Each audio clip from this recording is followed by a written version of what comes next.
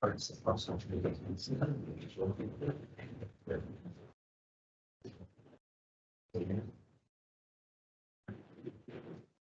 morning,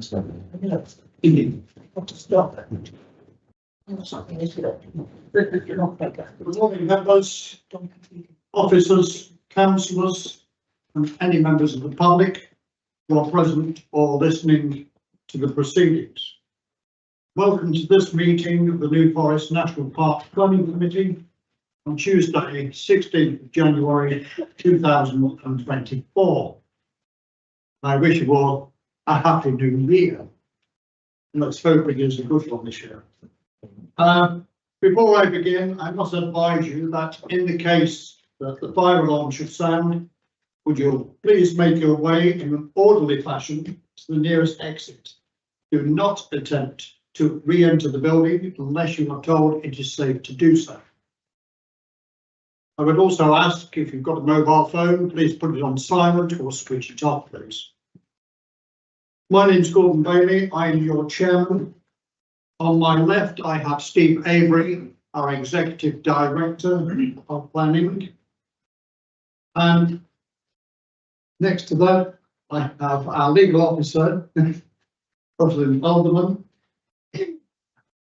So then we have, who have I got next? On my right, I'll go on to my right. Fortunately, I've got a very good vice chairman. At the last meeting, he took the meeting at the very last minute, as I was unfortunately not very well at that time, and took over without any knowledge at the time. But thank you, Steve Trell, my vice chairman here.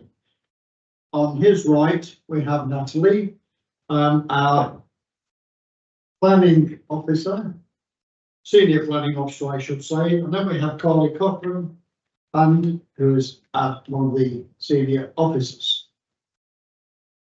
We have then Vicky Gibbon over on my left, one of our officers who does everything. Who's nearly made my coffee this morning, but didn't. I was going to throw it at me. And then we have who we got next that I missed. Yes, David Stone. I do apologise, David. He is the Manager of Administration and Corporate Services. So I'd like to go to the agenda, and apologies for absence, please. Thank you. Are there any declarations of interest? No? Right, minutes of the last meeting. All had them. Could I have voting on that, please? Thank you. Gavin, and seconded by Michael. All those in favour? That is approved. Thank you. Next one is chair's announcements. I've got nothing to bring to this meeting at the moment, but to say that I am fully fit now, I think. Unfortunately, I caught the flu, and it was a very different strain to what I know, and it really knocked me down. And nearly didn't have a Christmas. Never mind. Better now. So we go to item 5, planning applications. We'll go straight on to our first one, report item 1, application number 22/00498. Full application and east of New Inn Road, Barking. Could I have the officer, please? Thank you, Chair. Good morning, members. Members will recall this application from September's meeting. However, to recap, and for the benefit of some of the members that are present, the site is located to the east of New Inn Road and comprises a parcel of agricultural land with further agricultural land to the north and residential properties at Oakville Road to the south and properties along New Inn Road to the west.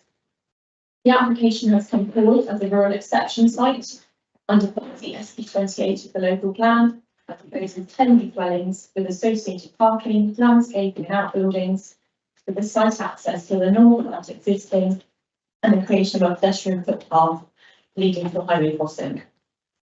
the site plan and the proposed elevation plans.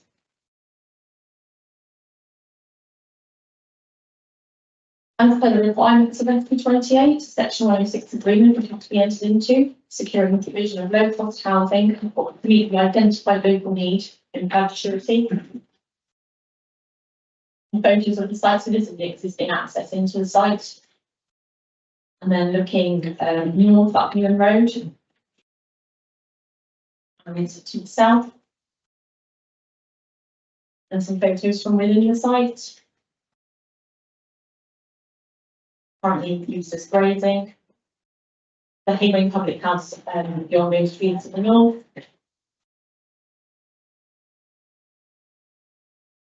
This is looking towards Newham Road. The southern boundary with properties at Overfield Road. At the September meeting, members deferred the application on the grounds of surface water drainage and flooding only, and requested that the applicant responded to matters raised within a presentation given by speakers. The considerations today, therefore, are only in relation to surface water drainage and flooding. Following the September meeting, the applicant's drainage consultants provided a document which sought to respond to the matters raised at the meeting, and the Leeds Local Flood Authority, as statutory consultee, was consulted. And I would note at this point that the LLFA had raised no objection to the scheme as presented in September. The LLFA did request some further information from the applicant in the form of an amended drainage plan, which is shown on the screen, and some photographs. And the LLFA remained satisfied that not only is the scheme acceptable, but would result in a betterment of the situation in relation to surface water drainage and flooding. Two conditions have been proposed. So condition 17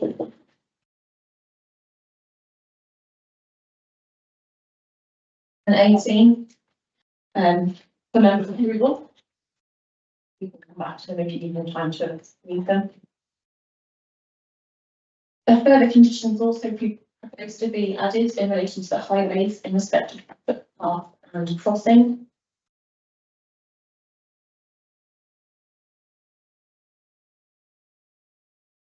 Overall, it's considered that the applicant has fulfilled the request of members, and the LLFA, as its actual consultee in respect of these matters, can support the application. As such, and as before, permission is recommended subject to the Section 106 and conditions. Thank you, Chair. Any questions? Yes. No? Oh, sorry, Caroline. Well, could you just talk us through the flooding? You know, the other diagram that had the flooding schedule. Caroline, Oh, use the mic. So this is the plan that shows a land drain, which is along the blue.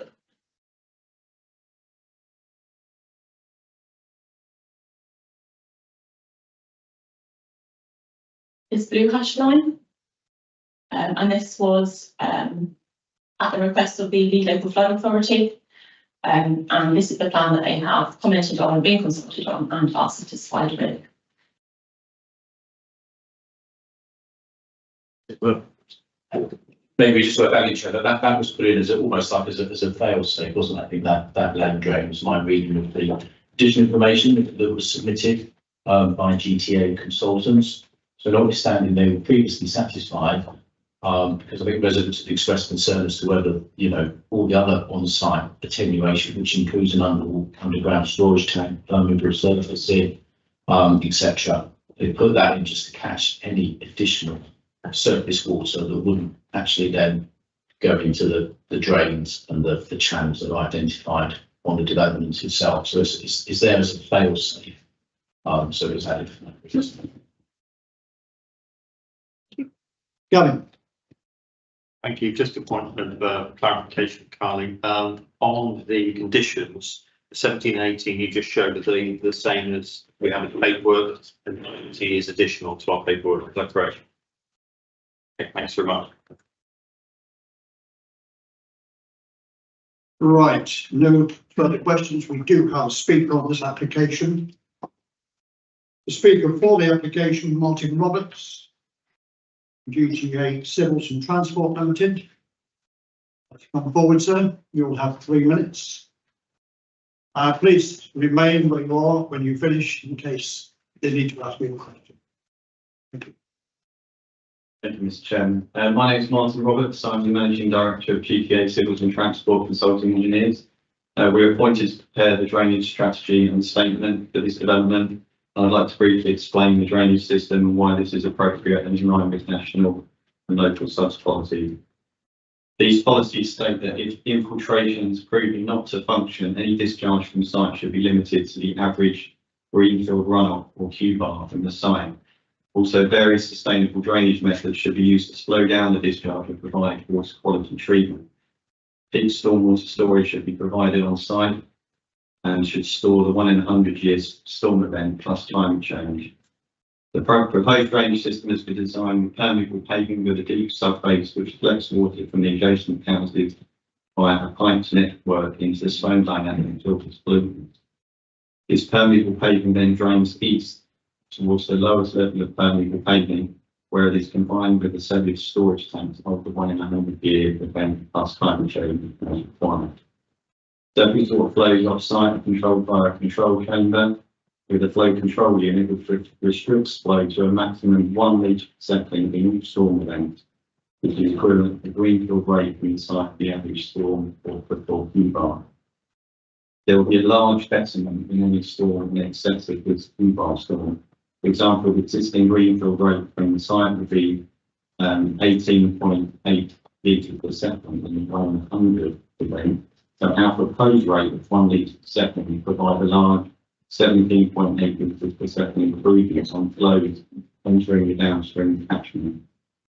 The discharge point from the surface water drainage system is to a local water course, which has been proven to be a well-established rock area and ditch, which drains south and eventually connects to a 450 dam to follow Chingham Road. Evidence of the existing flow paths have been provided to show the current field drains to this ditch, so the proposed development by catching the water and storing within the permeable paving and tank and releasing slowly to the ditch will reduce the load on this ditch network. After planning is granted, groundwater monitoring will be carried out, and if groundwater levels are high, detailing of proofing of tanks with specific membrane can be agreed at that time with the LLFA. And it's common for this to be conditioned at the detailed design stage. Tanking membranes are an industry accepted standard method of preventing groundwater ingress into tanks and groundwater pavement. The lead local developer has no objection to proposed drainage system strategy subject to these drainage conditioning as usual being in favour. I hope this provides some clarity on the issues raised during the planning process. Thank you. Thank you. Are there any questions for the speaker? Yes, Joe. What is the lifespan of the plastic waste contained when used again? What's the lifespan of that? Well, that's what the agreed condition discharge state. There's various different materials that are used for HDPE and polyethylene, so what is used, but it's somewhere usually between 20 to 50 years. It's very rare to have components that are drainage that last 100 years, so that would be agreed at condition discharge state. And when the water is released from there, how fast is it released from this? As I said, 1 litre per second, so it's a very low rate. And where does that water go? Which side of the site does it go? Does it go on the boundary of Oakfield Road?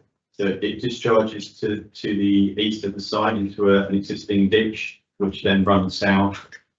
So if you refer to the plan, so on the right hand side of that screen, you can see the outfall to the ditch on the right hand side.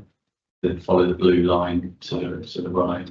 Yeah, that's it. There's a north-south ditch running along where the trees are. So it'll run down on that side. Yeah.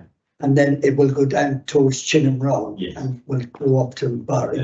a big pipe in Chinham Road. Yeah. Next to it, as it is at the moment, yeah. Obviously, you're aware of flooding in Chinham Road. Well, I mean, a week ago on Thursday, we had a lot of rain and we had a lot of water.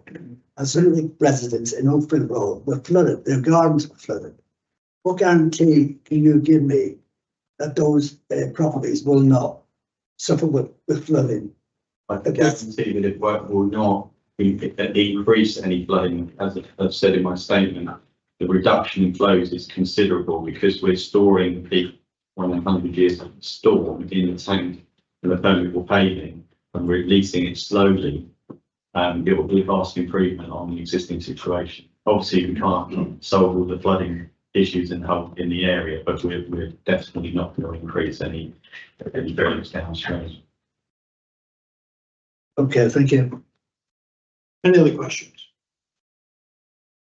Oh, yes, so Caroline first. Thank you.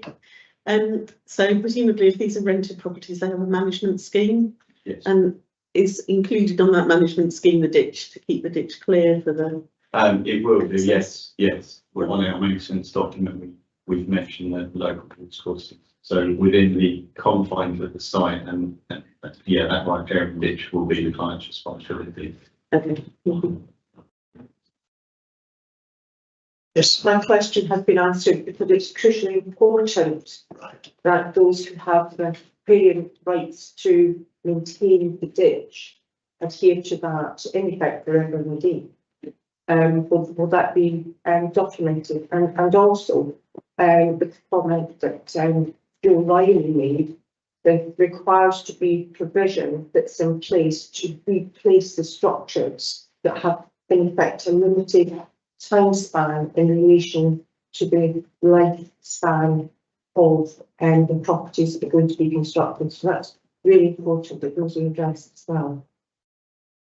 Yes, okay, I mean, that will all be part of the next stage of condition discharge, if that's agreed with the maintenance and management plan.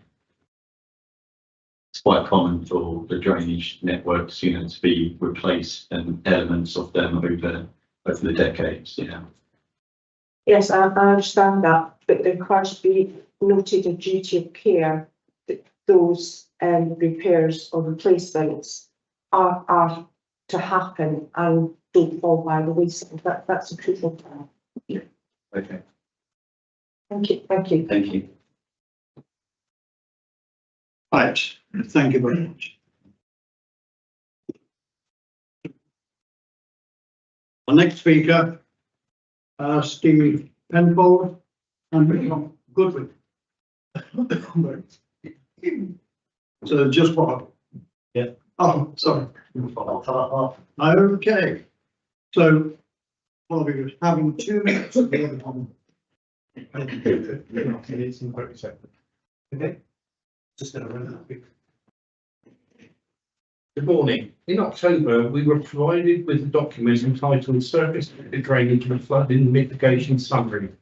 In this document, there is absolutely no new information demonstrating how the stormwater drainage strategy will actually work or how it ensures that there is not an increased flood risk to adjacent properties in Oakfield Road. In fact, it includes factually incorrect information. I've copied you all in on correspondence we've been having with the Leeds Local Flood Authority, where we've detailed our continued concerns regarding this drainage strategy. Firstly, no post-construction exceedance analysis has been undertaken to show where stormwater runoff flows to ensure it does not cause any off-site flooding. Ground levels in the southeast corner of this site will be raised up by at least 1 metre, effectively creating a dam, diverting runoff to the lowest adjacent ground, which is the gardens and properties on the northern side of Oakfield Road. With regard to the proposed method of providing attenuation using a 1 mm thick butyle liner below the whole car park, simply put, this will not work. It will not be possible to construct a watertight lining on saturated clay ground, which will hold both falling groundwater and at the same time prevent an increase in rising groundwater. This material is essentially a pond liner and is not for use below heavily trafficked car parks, where it would be exposed to a completely different range of loadings and conditions. Even for the use of the pond liner, it only has a guaranteed lifespan of 10 to 20 years, and like all guaranteed linings, must have factory welded joints. This material is unfit for its proposed use here, and to be clear, if it fails, it will exacerbate existing off-site flooding issues in Chinham Road, and it will increase flooding to properties immediately adjacent to the site. It will not better the current situation as suggested. On the management and maintenance of the drainage system, the Leeds Local Flood Authority proposes the condition and the responsibility of the applicant pre-occupation as usual. With a guaranteed lifespan of only 10 to 20 years, this will mean the whole car park will need to be removed and replaced on this frequency also. It is unrealistic to think that this will actually happen on a new housing development, and reaffirms our opinion that this fundamental part of the drainage strategy is flawed. In summary, the proposed stormwater drainage strategy for this development will not work, and if approved, the residents on the northern side of Oakville Road can only look forward to increased flooding to their properties that could definitely occur. I'm a resident of Bartley and have actually been flooded many times in the last 40 years.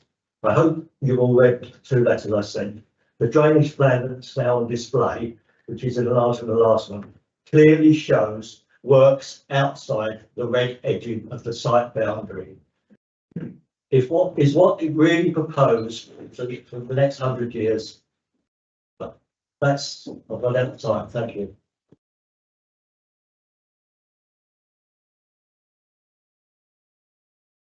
Questions, the speakers? Thank you very much, both of you.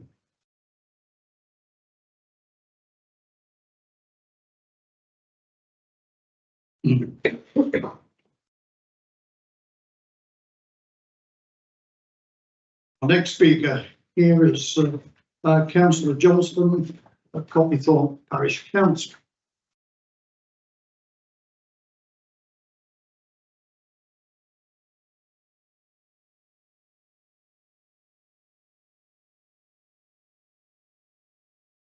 Morning.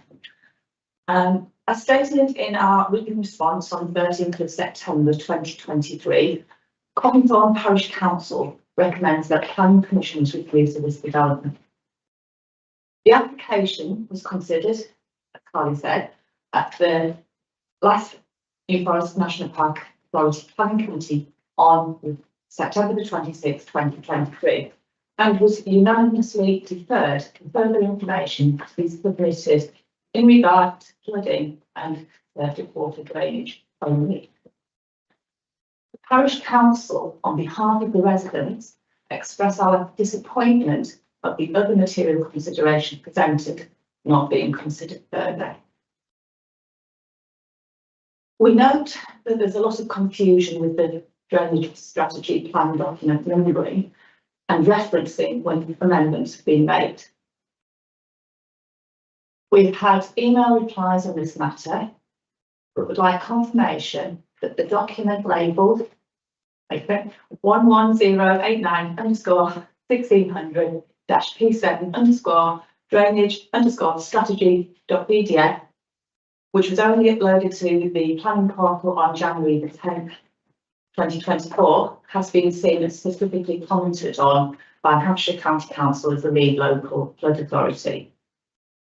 Given that the suitability of the drainage strategy is central to the potential approval of this application, it is surely only right that members of the public, Parish Council, and members of the New Forest National Park Authority Planning Committee have confidence in what document actually contains the strategy approved by the lead local flood authority. Could anybody comment on that, please? Which document was actually approved to this meeting? There's three documents on the portal. Well, would you like to question? Well, Chair, we don't normally take questions midway through a representation, but just to be clear on this, I did write to the clerk on Friday, and I believe that was copied into all councillors just to confirm the status of the various documents that have been referred to. So can you confirm which document? Well, I've set that out in writing, and this might be one that's better for debate, Chairman. But essentially, the document you just referred to, the document on the screen, is the document that local lead flood authority have been consulted on and have given their comments and have no objection to. Okay.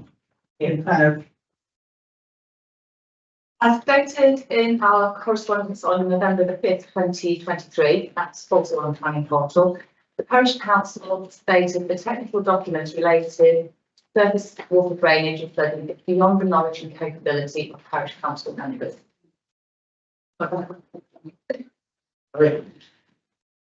However, local residents via various emails to Hampshire County Council and verbal reports at parish council meetings have expressed strong technical knowledge in the area of flooding and groundwater management. With the current drainage scheme, they have concerns about the use of the membrane material, as you've just heard, to be used for the water storage tank and surface water flow rates and conditions. The parish council is supporting the residents with respect to their concern. In particular, as to whether such a product for the line actually exists, and if so, whether the manufacturer recommends it for the purpose that the applicant proposes. We now look at Planning Committee 16th of January 2024 report item 1. In section 8.7 on page 6, the final sentence states there remains no objection to the proposed drainage solution following the receipt of additional information. In light of the representations made here today, and email exchanges from residents who clearly have objections, we're unclear as to what that means. We can bring that to discussion.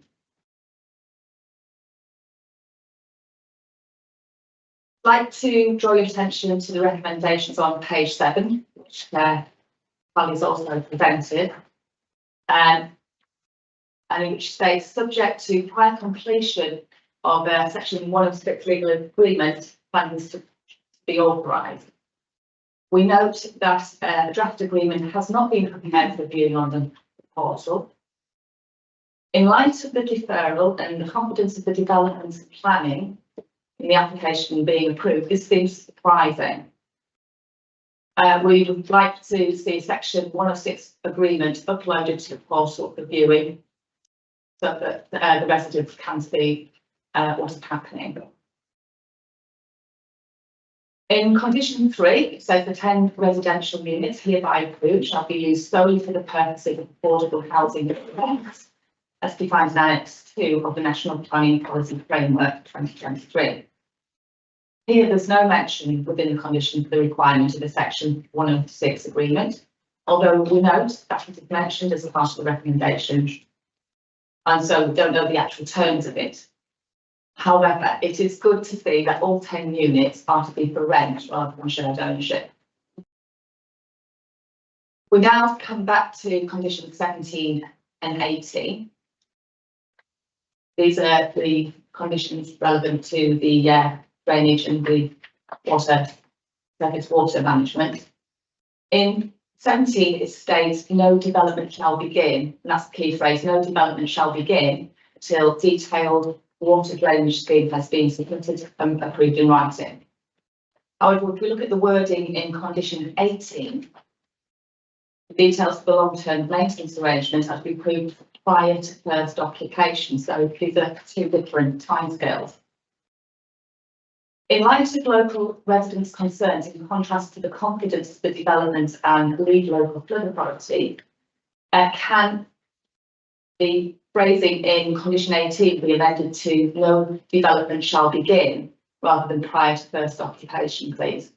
The gentleman who spoke first alluded to the fact that the maintenance document or plan did exist, so draw that to your attention. To summarise, Copythorne Parish Council stands with the residents and their concerns, and that their concerns are not being properly addressed. And again, I reiterate, Copythorne Parish Council recommends the Planning Commission is reviewed. Any questions to the speaker, please? Thank you very much, Councillor.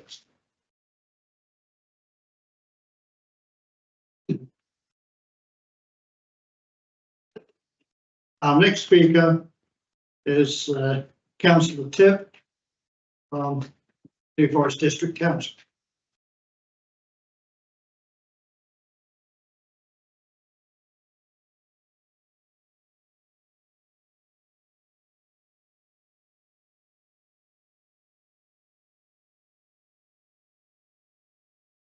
Good morning, members. Just for the record, I'm Councillor Derek Tipp and I'm a New Forest District Councillor for the ward where this development is situated. I would like to repeat what I said at the last meeting, which is that I am not against affordable housing in rural areas, but I'm still not able to support this development as it stands in this location. And first of all, I would like to address there are some issues with this application which I am not comfortable with. There seems to be a great rush to bring it back to you today, despite the fact that there are drainage matters which have been amended within the last few days, as you have heard already, which allows no time for proper scrutiny of them.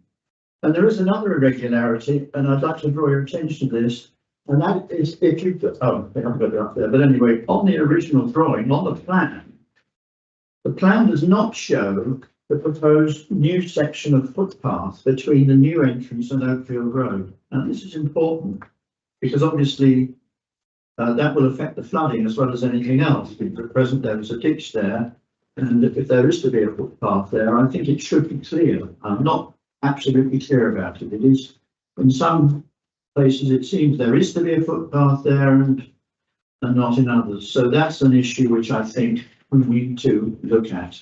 Now I've got a number of slides which are up there, and which this first one, the first slide there is one that I showed you before, and it shows you the local area, and you can see the flooding. This was taken in September. I showed you this last time. It just shows you, you can see what's going on there in Rockland Place, Rockland Close there, water pouring out onto the road. You can also see road flooding in the main Ewing Road, and you can see the site entrance shown. That's on the left-hand diagram, and you can see that there is a ditch outside the Rockland Place, which is overflowing as well. So the flooding system in Rockland Place is not very good. Now, I know we're only looking at surface drainage issues, and these slides have been prepared for me by John Goodwin, a local resident who has spoken earlier. And this is not a very adequate drainage system that exists at the moment in that place there. So that's going to cause problems. And on slide 2, if we could just move on, you've got two pictures there. On the left-hand side, you can see the existing pathway of the flood water. You can see it pours out onto the Ewing Road and then flows down the road. And there is a ditch which is shown on the right-hand side of the road there, the existing area, and that collects much of the water and channels it down quite safely, and so it doesn't over the development. And on the right, you can see that where the new development is placed, in that square in the middle there, there's the new entrance, and you can see that the water will naturally flow down into the so it's not just the water from the site itself, it's the water from the surrounding areas which is going to go through there, and that's the big problem. And that ditch will have to be replaced by a pipe which has to go under the new entrance, and this pavement, this footpath, which is, as I say, I'm not sure about. That's something you want to discuss in your discussions as to what exactly that pavement footpath is going to. Right. So on to the next slide, please.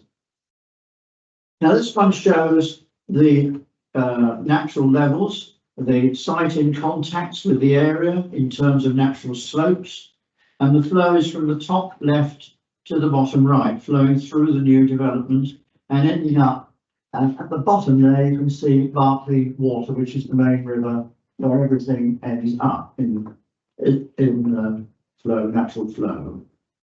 On to 4, please.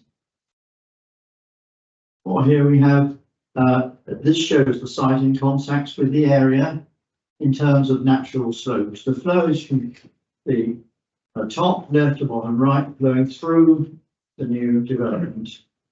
And in this one we have existing surface drainage. Rockford Close Affordable Housing Scheme is shown there, the main part of those houses there. That's the affordable housing scheme. And the drainage scheme, unfortunately, was poorly designed and maintained, with soakaways going into a dip, which simply doesn't cope in heavy rain events. On to 5, please. Now here we can see that the surface water no longer has the ditch, so it will naturally flow into the site entrance. Now, if you do decide to approve this development, then I suggest it is essential that we have a small ridge, like a small speed bump, across that entrance to stop so much water flowing down into the development. So that's a suggestion I make if you do decide to go ahead. Now on to slide 6, please. Now, slide 6 shows us, I'm just going to find this slide here. That's never the wrong one. Yeah. Anyway, slide 6 shows us a new type of guidance, which is it actually is used currently in Wales. And this has been used in Wales since 2019 and is going to be introduced in England later this year. And it will direct developers to put in place a well-designed and sustainable system which complies best practice. And you can see the various things that this will do. And as I say, it's only going to be a matter of months before in England we have the same system that exists in Wales. And under this new system, this present drainage system would not be approved. It would not be adequate. Now on slide 7, we can move on to that. I don't know whether you can read that, but this tells you more details of what this new system will do.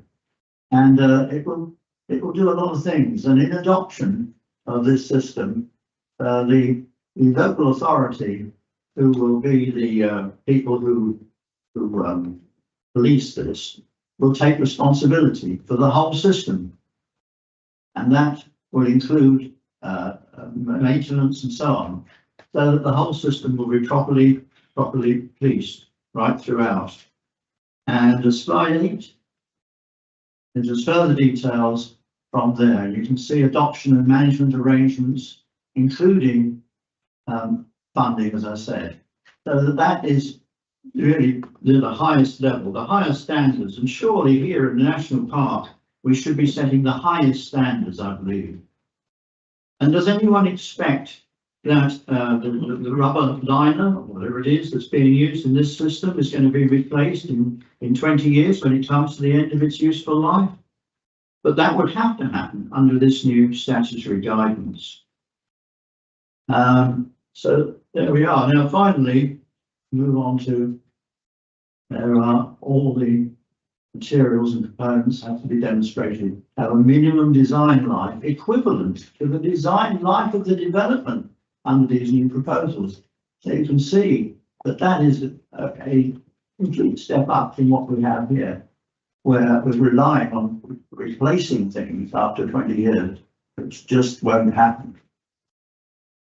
Okay, well, we're on to the final slide, and I'd say thank you very much for listening to me. I really hope you will have the strength to ensure that the residents will not have to put up with a poorly designed drainage system, which will increase their flood risk. Only the best should be acceptable in our national park.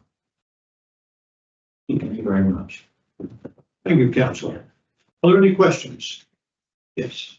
Yeah, thank you, Mr. Chairman, and everyone for the audience. Again, there we go, behave yourself. I'm just talking to the, it's difficult to be persuaded that is going to is not going, you know, it is going, it should work, in other words, because it's actually going with the flow. Do you have any information about whether the flow does go across the field the way that you're saying it is, because obviously that is being dealt with. And you also talk about the fact that there may be produce more flooding. I have difficulty with that, because, you know, the fact that the amount of water that falls on a piece of land is the same amount of water that falls on a piece of land, whether it's on a roof or on a piece of grass. So how could you explain to me how you think it would actually make flooding worse for that particular area? I know I've gone round in circles, Derek, but it's that's my issue. Well, I would say this, I mean, the first point is that, if you left it as it is, there is this ditch, which is open, and a ditch will collect water much better than a pipe that's buried. And so that the water wouldn't have, and you've created a lot of hard surfaces. They are porous, it's true, but they're hard surfaces, and the water would naturally flow through, as on the drawing there, those blue arrows in on that surface. So I think putting in a development like that is more or less bound to create more runoff from the surface. And as I say, doing away with the ditch, I think is a crucial element. I certainly think putting in some sort of fund or something across there to stop that would be one essential thing if it was to be approved, because otherwise the water will all flow down that road and bound to make life worse for the residents. So you're saying that the ditch that runs behind Oakfield, On the right hand side of the road, they're running down with the ditch that goes right the way down the road yes, and but connects the water. that's outside, is that out, let me have a look, because I wasn't sure about that, sorry. So you're talking about a field in Oakfield Road, this ditch you're talking about, No, the ditch is in Ewing Road, in the main road, Oh, right, down on the right hand side of the main but road. runs all the way down. Right, all the way down, yes. So normally the water wouldn't flow into that field, the water would normally go down that road. Yes, is the what water you're saying. from, So what you're the saying rock is, from closer. so you want to make sure that we actually keep the water flow, which is along New Inn Road, going down and not going into the. Yes, I'd say that was an essential part. Yes, otherwise you would, well, water goes where water goes. Indeed, it flows to It goes down. to the land, doesn't Yes, it? it goes downhill. Yes, Right, thank you. I wasn't quite sure, that, thank you. okay. The other questions? Thank you, councillor. No, it's okay, on the debate, that's fine.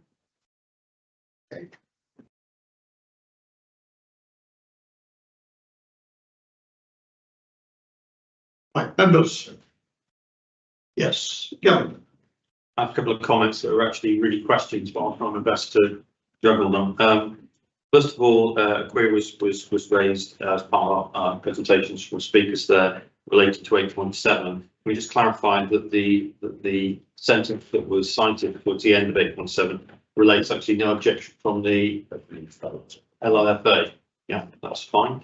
And then the second one is, I presume that we highly mindful when negotiating with the developer over the quality and the other properties of the membrane that would be used, given comments about durability and its applications here. So I'll take that as read that that's forefront in our minds as we go forward as part of that, part of the conditioning. The third one. Yes, in terms of the entrance way, that's been raised by councillor Tipp. Let me just clarify then that the ditch that runs across the entrance of the site will be culverted, effectively piped. Yeah, yeah. Also, and also that I take the point of kind of general comment and observation that we have very detailed, sophisticated flood guidance for England. A lot of that is detailed in National Planning Policy Framework. There's a whole chapter in fact on flooding in the NPPF, and the latest version, which was less than a month ago, particularly paragraph 173, and the details in there also relate to sustainable urban drainage systems. My understanding is that the application is complying with the provisions of that whole chapter, and particularly 173. I'm simply raising that because it wasn't cited in our report, but I just have that confirmed and double check that that is the case. So there may be further guidance of this sophisticated detail coming in from Wales, but we have a long history of policy and guidance on flooding that already exists for England and is expressed within the NPPF. Thank you, Chair. Thank you. Any other questions? Yes, Caroline.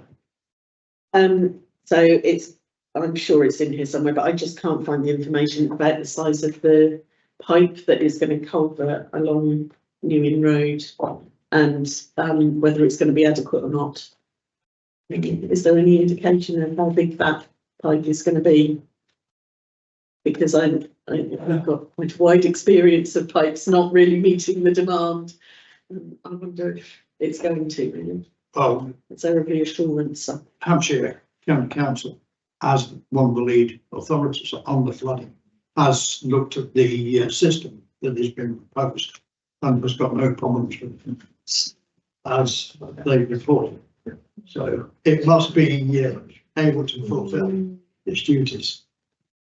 Yes, Hannah. Yeah, I'd like to follow on with that, because that would be my question, because that is more or less outside the site and it's actually on next to the highway.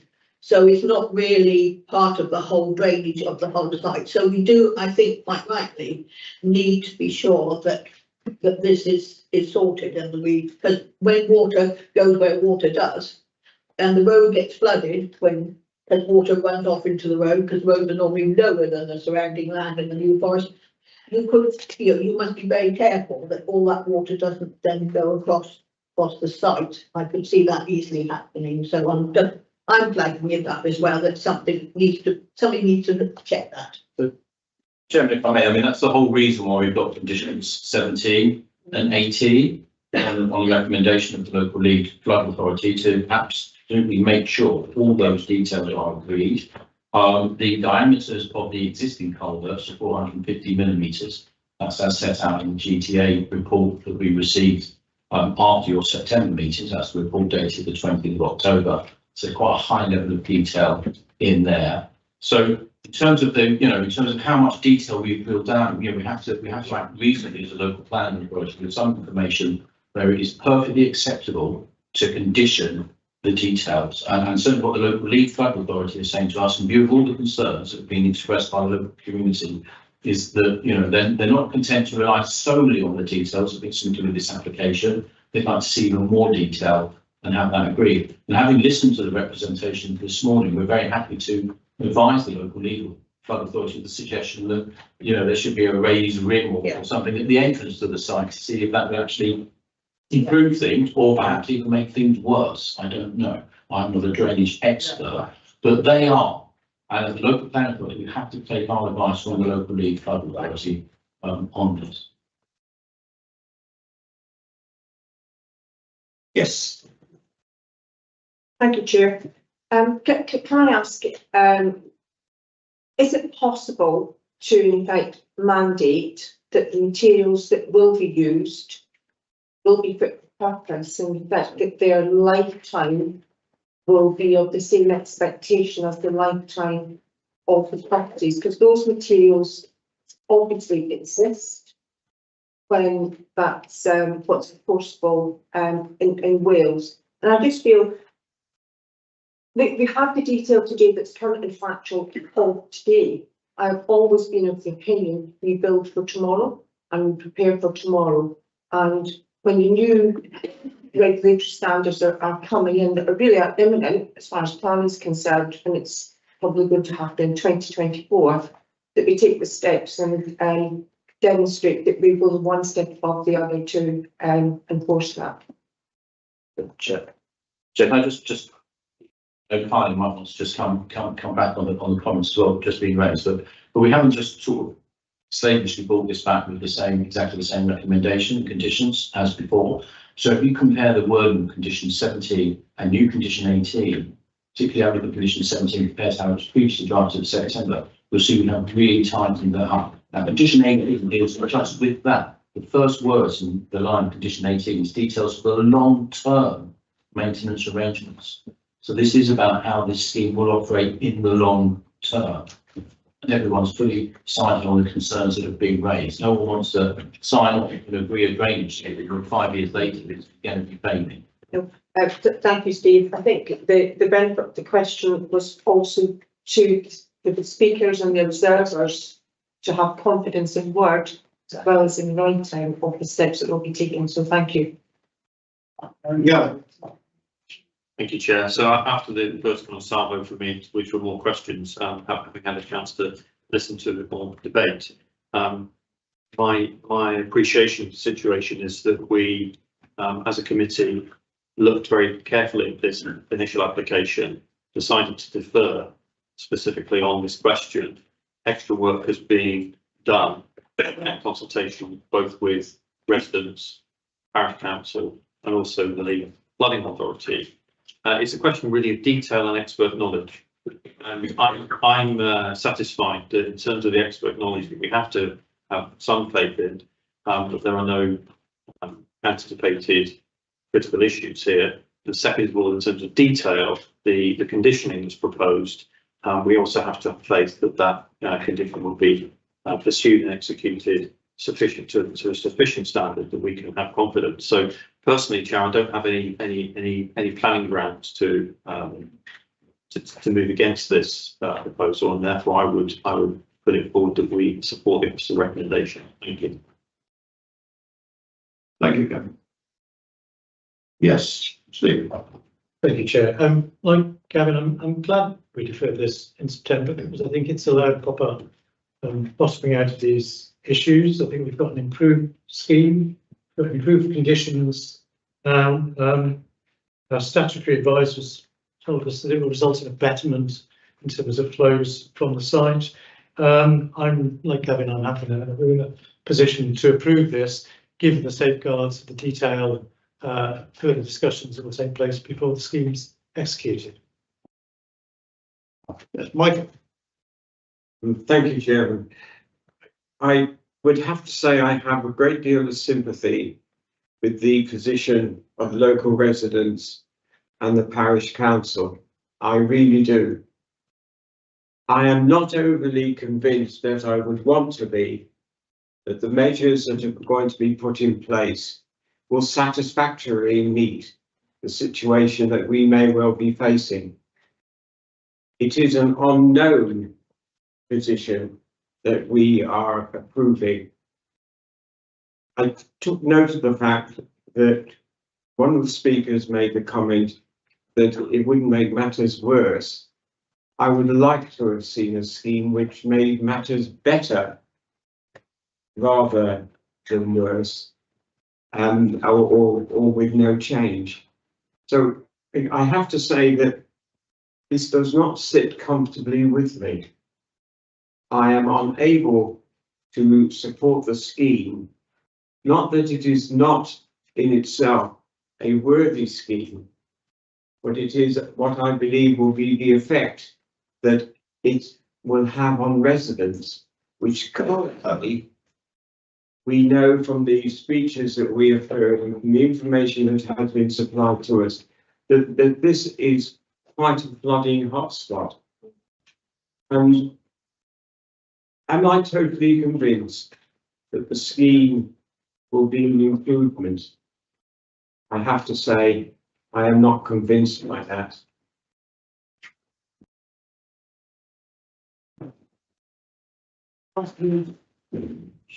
Yes, Chair. I think we will have opportunity for our speakers to come back in 1 minute, and it might be quite useful to hear again and clarification about the anticipated net improvement to flows that were mentioned earlier, and that may help my colleague Michael's concerns about the net improvement that's anticipated. Sure. Yes.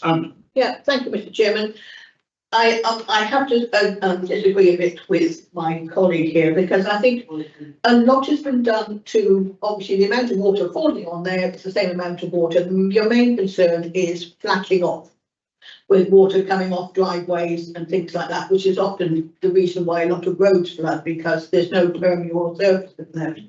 So I'm quite pleased that this has been well thought out. There's good permeable surfaces. There should not be flash flooding off of this site if this is the system that's been put in. I can show you the pictures of my house at work. As I was saying, everywhere in the forest at the moment floods. We've got houses, everything is flooding in the forest with this amount of heavy rain this winter. And everybody should be putting permeable systems in and doing their best they can, not just for new sites, but for older sites as well. So I think this is the best they could do, and I have a feeling that it's, if we'll actually reduce the amount of flash flooding off of this field. Thank you. Thank you. Right, there's no further questions now. I'm going to put the officer's recommendation, which is for approval. I'll propose that. Could I have a second? Anne, thank you. Then, Sorry, Jim, just to clarify, that's with the additional conditions, yes, right.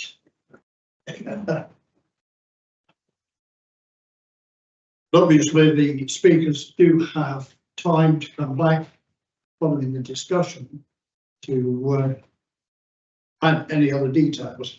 Did you want to say? Put the recommendation. So the recommendation at the moment is for approval. I've proposed it, seconded by Xavier. I'll now go to the speakers. So could I ask Martin Roberts? You'd have 1 minute if you would like, sir. Was there anything you would like to add? Yeah, just to clarify the betterment situation, as I outlined in my speech, the current greenfield rate for just the average flow of the cycle is about 1 2 storm is 1 litre per second. So we're restricting to that. But the existing 1 in 100 year greenfield rate of the site is 18.8 litres per second. So that current is just running into the ditch. Will be restricting down from 18.8 to 1 litre per second. So there's a huge improvement of the flows off the site. That will be held back in the tank in permanent just as Thank you.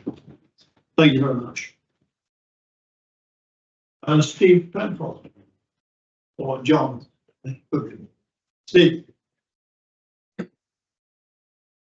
Have 1 minute in front. Yeah, just picking up on the various points that have been raised. You mentioned about flow, where it goes on the site. At the moment, flow comes in from the west off Newham Road and it goes off to the east into fields. When this is built, the point I was making about the construction, they're building up ground levels.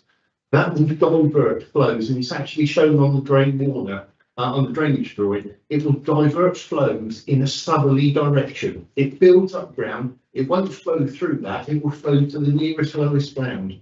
That's when the extreme event occurs. That's the property of these people up there. It will flood their properties in extreme events. It will make the situation a lot worse. Talking about this betterment of the drainage system, you have to say, if this lining was being built inside a building, you can actually make sure that that would hold the water and stop the groundwater rising up, which we have here. This isn't. This is a saturated clay site, and you won't be able to build a line to hold it in the way that is being proposed. It's not practical. Thank you. Timothy Johnson.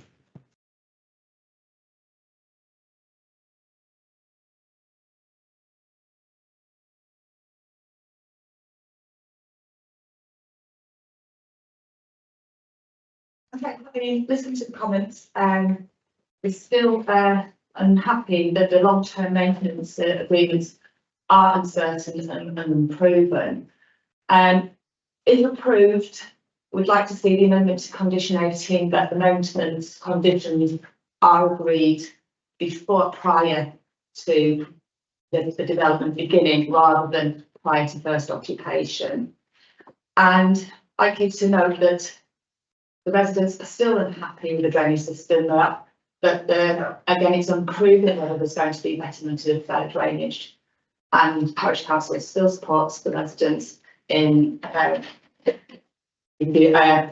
refusing planning, recommending refusal of the planning commission. Thank you, Councillor. Councillor Tip.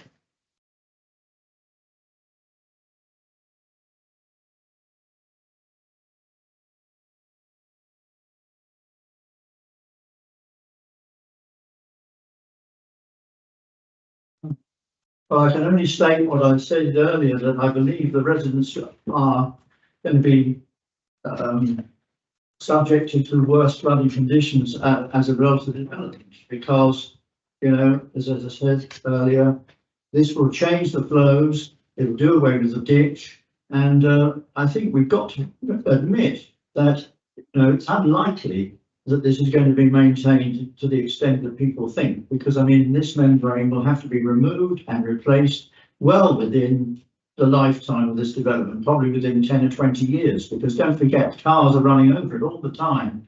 And so I just don't see how you can really approve this, especially in the light of these new regulations that are coming forward.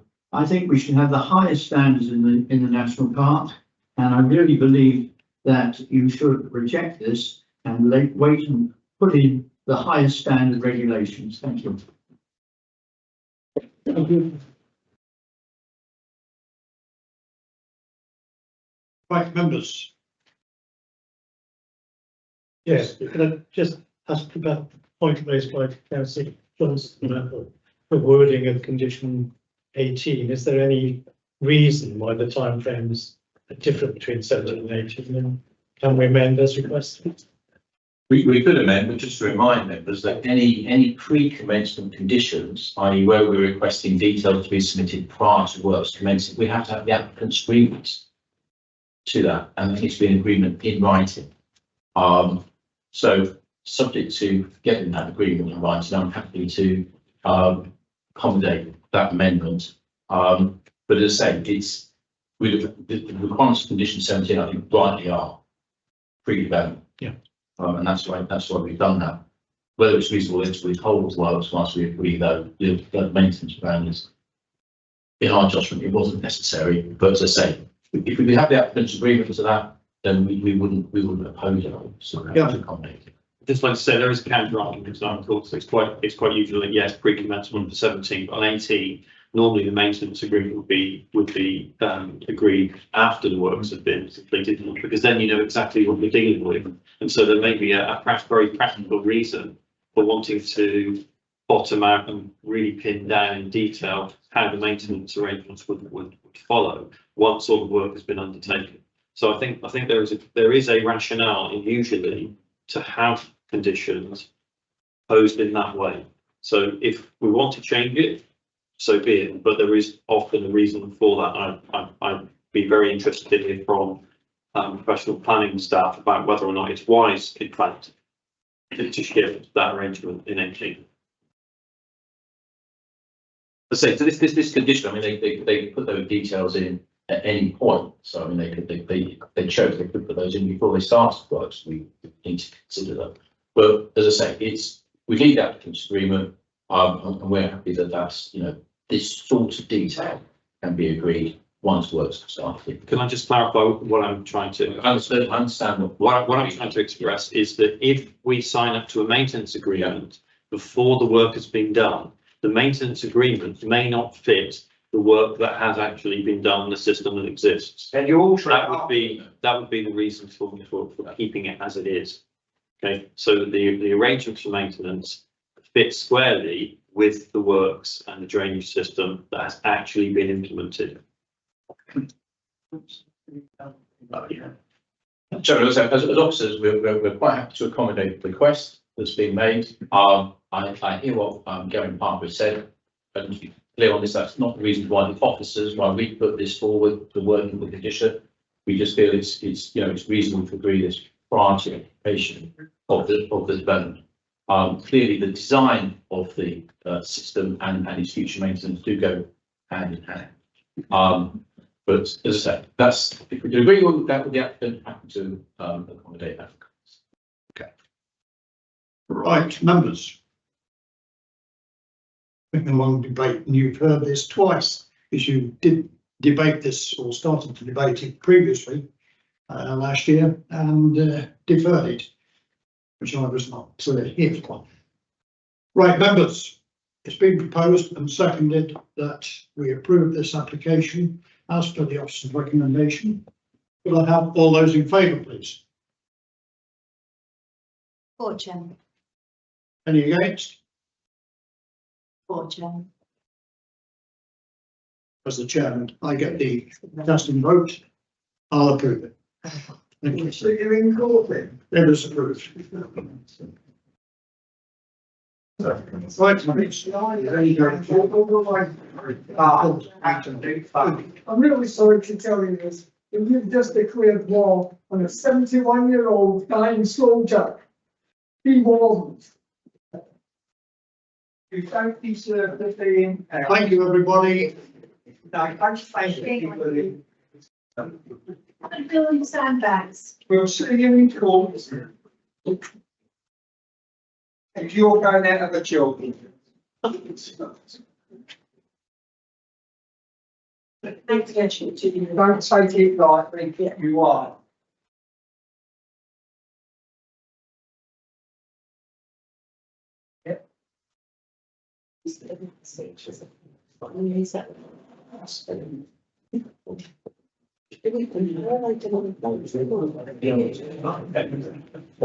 Right, report item 2, number 23, as leaked 004424, Sheep Wash Cottage, Nollywood Road, East End, Lincoln.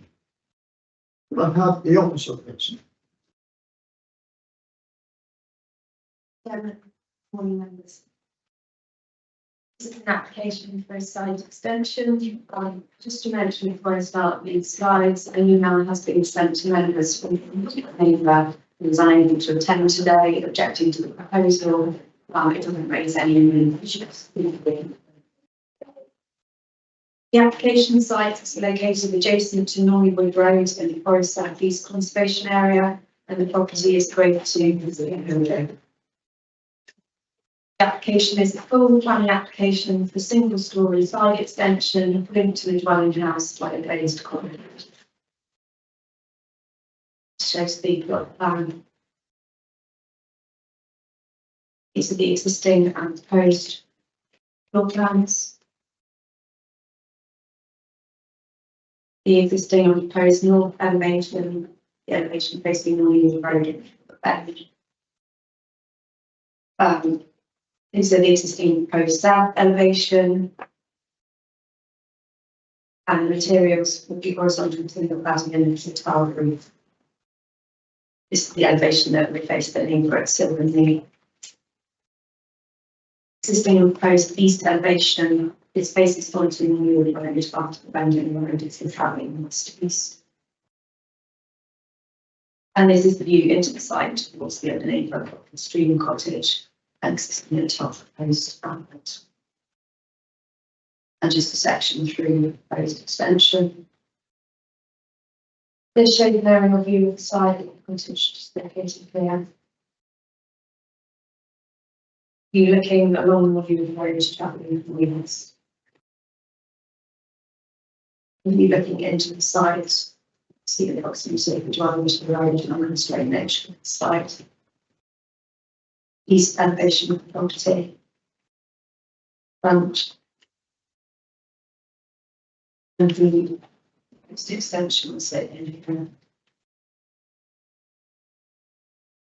And you can see where the proposed extension is.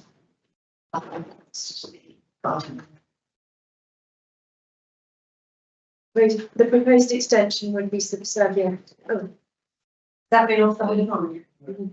Okay, apologies. The proposed extension will be subservient to the dwelling house and in proportion with the original dwelling. Revisions have been made to the scheme and it's now proposed to take the ceiling down. The proposal would meet the proposed requirements of POC 36. The proposal will allow for an increase in floor space without detriment to the special character of the listed cottage with a conservation area. And there's a rejection from the authority's building design and conservation officer. Given the orientation of the plots and the single-storey nature of the proposal, there would not be a significant adverse impact on the neighbouring community. And given the sensitive nature of the site close to ecological designations, conditions have been proposed about storage of materials and construction, environmental management plan, and restricting external lighting. Permission is recommended subject to conditions. Any questions? The officer. No questions? We do have a speaker on this application who did come in very, very late, but I've agreed that they may speak. The speaker for Stephen Peters, if you'd like to come forward, sir. You'll have 3 minutes and then remain there when you finish, please.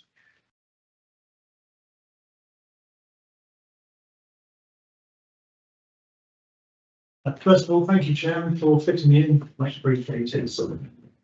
This application is coming before you due to the objection of East Boulder Parish Council. The two key points of their objection is the aesthetics and the overall looks.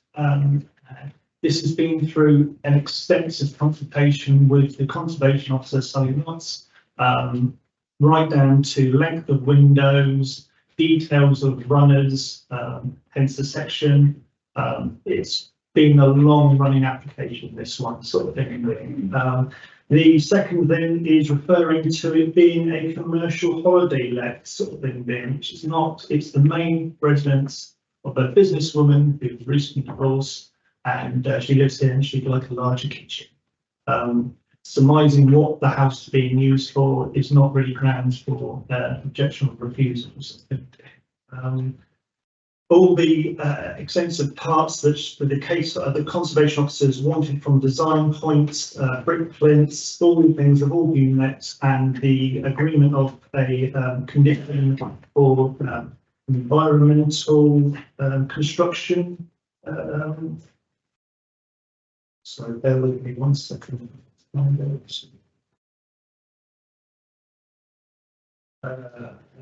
Construction environment management plan has been agreed with this officer. So, any questions? Questions? Yes, Steve. Councillor, I just want to check, so from the aesthetic point of view, you believe that the changes that we're seeing today are satisfactory? A lot of work's been done. Not the agent for the applicant. Oh, sorry, yeah, okay. Yeah, Gentlemen's the parish I council. do apologise. Confused, yeah. So, I'll forget that. Any other questions? No? Thank you very much. And then we have Councillor Michael Irwin from East Boulder Parish Council.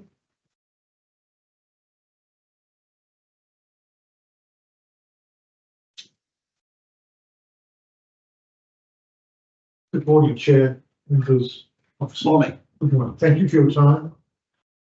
Firstly, formally for the record, I'm Mike Irwin. I'm a member of the Council of East Boulder Parish Council.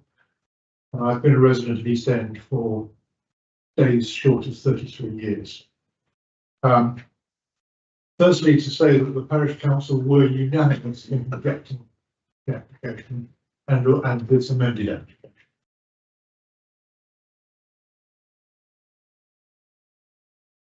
The policies relevant to this are stated in various places.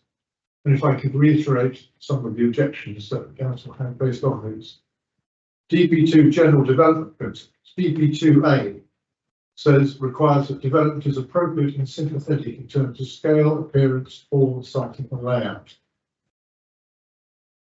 Parish Council considers that in the context of a listed cob thatched cottage, we've just seen pictures of a very lovely cottage, a wood-clad extension with a clay tiled roof connected to the existing cottage by a glass walkway is not appropriate and sympathetic, etc. Secondly, DP2F requires that development would not result in unacceptable impacts associated with traffic or pollution. Our friend from the agents has noted that the cottage is used as a home by a lady, recently divorced lady. That is this morning news to me. In the 33 years that I've been in East End, lived in East End, I have never seen the building used as other than a rental. I appreciate that rental conditions have no impact on planning, but I simply state so. If the building is enlarged, it could result in a higher capacity for rental occupants notwithstanding the comments from the officers that it is not bedrooms that have increased, it is the size of the property overall, the living space. And the glass walkway will also generate some element of light pollution in what is a very dark corner of the forest. There is development happening behind us at the moment. Well, bungalow being rebuilt, and there are very strict conditions on that in terms of light pollution from windows, etc. Turning to SP 16, the historic and built environment. The opening statement reads: proposals to protect, maintain, or enhance nationally, regionally, and locally important sites and features of the historic and built environment, including local vernacular buildings, archaeological sites, and designed and historic landscapes, and, where appropriate, help secure a sustainable future for those heritage assets at risk. The proposal does not, quotes, protect, maintain, or enhance a Grade 2 listed building. Current building is a heritage asset, is not at risk, therefore the proposal contributes nothing to securing a sustainable future for the building. There are therefore no grounds within SP 16 to justify supporting it. Further, the proposal does not conserve and enhance the significance of a designated heritage asset. Support is not therefore justified under SP 16. SP 17, local distinctiveness, requires that built development and changes of use which would individually or cumulatively erode the park's local character or result in a gradually suburbanising effect within the national park will not be permitted. Adding a modern extension of glass walkway to a Grade 2 listed thatched cottage will erode the park's local character and result in increased suburbanisation. SP 17 is quite clear this is not permitted. Design principles. DP 18A requires enhancing the built-in historic environment of the New Forest. So in addition to the comments above related to DP 2A, the proposed extension does not enhance the built-in historic environment. DP 18E requires ensuring development is contextually appropriate. In the context of a co-op, thatched, Grade 2 listed building, I keep repeating this because that's what it is. A wood-clad extension with a clay tiled roof connected to the existing cottage by a glass walkway is clearly not contextually appropriate. DP 36 extensions to dwellings will be permitted provided they are appropriate to the existing development and its character. That is perfectly acceptable. But noting that the existing dwelling, again, I say it's a co-op thatched Grade 2 listed building, we don't consider that that is the case in this instance. Turning now to the comments from the Building Design Conservation Officer. Ms. Knott's report, based on the original application, not the application that we're seeing today, the original application, included that the proposal will be detrimental to the special character of Grade 2 listed Sheepwatch Cottage. Ms. Knott also included, unfortunately, not every building can be sensitively extended without detriment to its special character, despite the policies which allow for small extensions. I consider this is one such cottage which will be hard to alter and extend without damaging the special qualities of the listed building. It's plain from those comments, admittedly I accept related to the original application, it's plain that Ms. Knott was seriously concerned about the application and doubted that it could be achieved without adverse effect on the existing Grade 2 listed building. Ms. Knott's later report, based on the amended application, he comments that the revised plans are, quote, much improved on the original proposal, being more in proportion and sympathetic to the character of the cottage. She's accepting that it is an improvement. But it is noteworthy that her support appears from the wording she used, relukewarm. She said more in proportion, not in proportion, more in proportion, sympathetic, as opposed to wholehearted.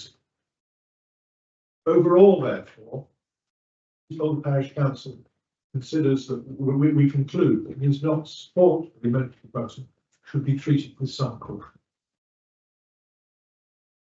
Turning, I'm almost finished, Chair, to the heritage statement.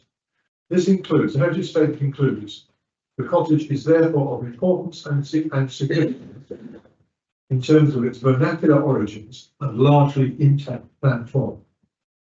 This particular statement accords absolutely with its notes as to the special characteristics of Sheepwash Cottage. The statement also includes the recessive and dark timber cladding will give a rural feel akin to a modern form of outbuilding which does not compete with the front element of the main cottage, and it also includes the modern and simple glazing gives a true complementary feel to the extension which helps it to read as a subservient element. Parish Council does not agree with either, but we also draw attention to the committee's attention to the fact that the date on that statement is 29th of March 2023. In other words, it refers to the original application, not this amended application. And the statement should therefore be disregarded. Thank you, Chair. Thank you, Councillor. Any questions? Oh, sorry, Steve.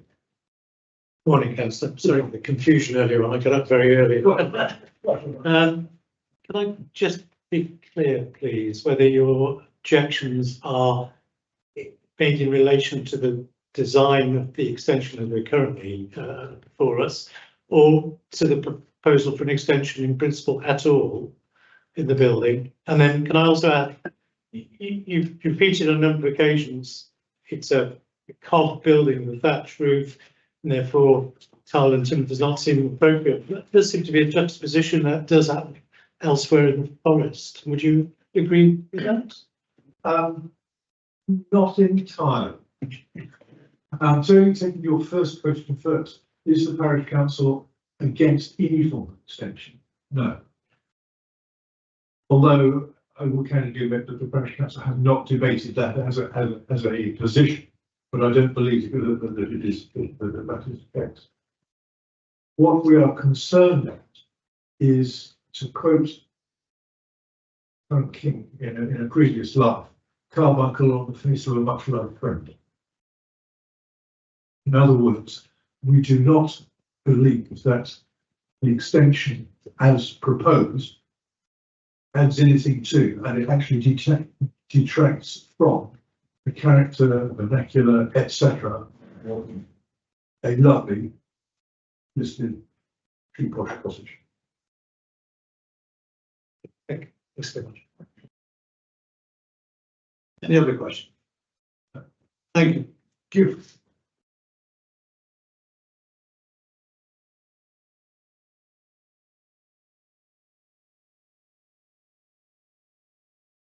Right, Jerry. I would just like to ask the officer, on the glass walkway, how big is that? What's the length of distance?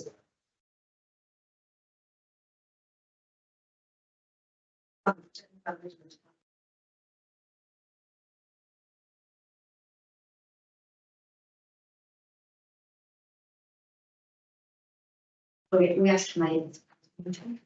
Meter? Oh. Okay, that's fair. Thank you.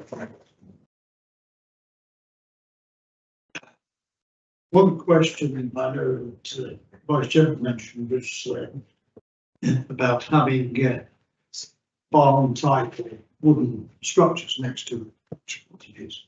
There are quite a lot, especially in our area, and I think that, to me, it is a normal situation as far as I'm aware. It's not something which is different, but I'm just making light of it. Yeah. Having had a thatched cottage myself. Yes, Anne.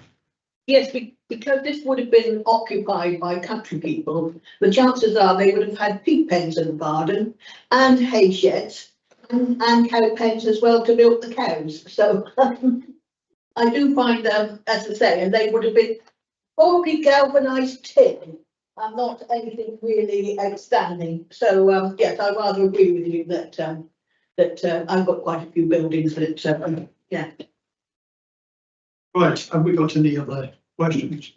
discussion? Yes, Gavin. My only observation is that, I can understand why our officers have recommended approval, because we have got an intact listed building, with a separated, subservient, structure. And that is the style of the convention that's been adopted the past couple of decades, of having a kind of glass linking, passageway in order, basically, to ensure that the integrity of the existing property is retained. So it's a question of taste, judgment, as usual, qualitatively when it comes to design. But certainly from my perspective, I can't really see a great deal that sets us apart from many other schemes that have been proposed and accepted down the years across the forest. Thank you, Jim. Thank you, Gavin. And of course, our conservation officer has his words here, I think, really tell everything. Yes, Andy. I was just going to say, I was raised in a cob cottage, which they now call Hobson Free for the cob cottage, which is basically muddy clay. And knocking holes in it does not damage it. I'll tell you that now. So the idea of not attaching it to cob and interfering with cob is an excellent idea. Steve. Thank you, Phil. I'd like to commend the parish council for being concerned about this case. It's a very, very attractive and interesting building, but I feel that conservation officer and the applicant have gone a long way coming up with a good scheme. And I don't share the concerns about the juxtaposition of carbon thatch and timber entirely. It is something that you see across the forest. So in these circumstances, I'm happy to support the application. Right. Yes, debate. Are we into debate? In debate? I'm not supporting your vice chairman, I'm afraid to say. While it may well be the case that we have this similar arrangement elsewhere in the forest, it doesn't mean to say we have to go and produce another one. And for my mind, I think the listed building stands superbly by itself, does not need to have another arm and a bit of glass stuck alongside. As a single property, it is attractive. It is what the New Forest is very much about in terms of our heritage.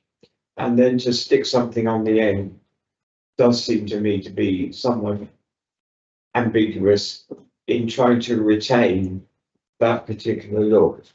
So I'm afraid to say, Chairman, that I am not supportive of this particular application. I do firmly believe that the parish council are looking carefully at the properties that they have in their parish, and they would deem this one to be one of their gems. And what we're going to do is to muddy it up a little bit, and it will no longer be the attractive gem, and I use that expression again, which people will see as they drive through that particular area. It's a pity. And the only reason we got that glass bit there is because we can't fit the thing against the side of the building. So we've got to have something to buffer it. No, it is, as already been said, for me, an eyesore, and I can't possibly support this particular application. I'm sorry to be disagreeable. Right. Carbon is very difficult. I know my next door one neighbour, when I was in my thatch cottage, that was a cob, mine wasn't. And I know that they had some problems with carbon. So I do know that it can be difficult. Any other discussion on this?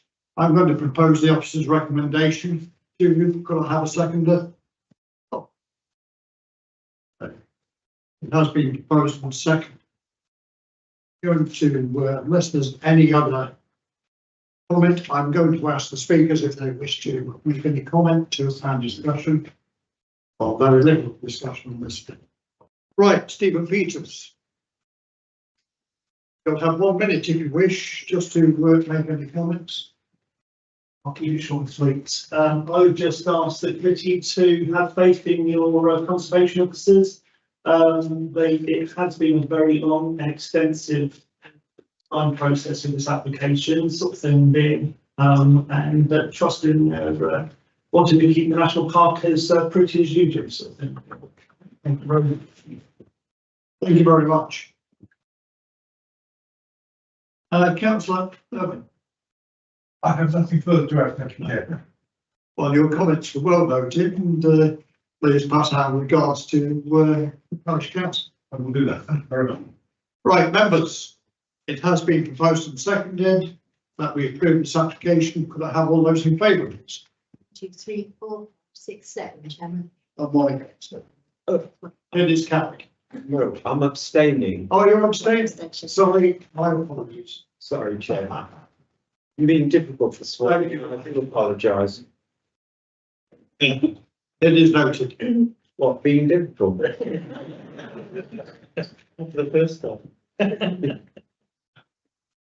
As normal with applications which are listed, we have two applications basically, and the listed application here, I think number 23, I believe 00502, LBC Sheepwash Cottage, Nollywood Road.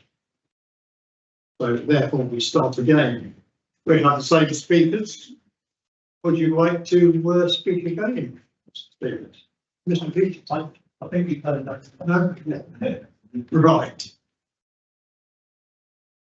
Councillor Owen, would you like to speak again? I have nothing further to add. Thank you.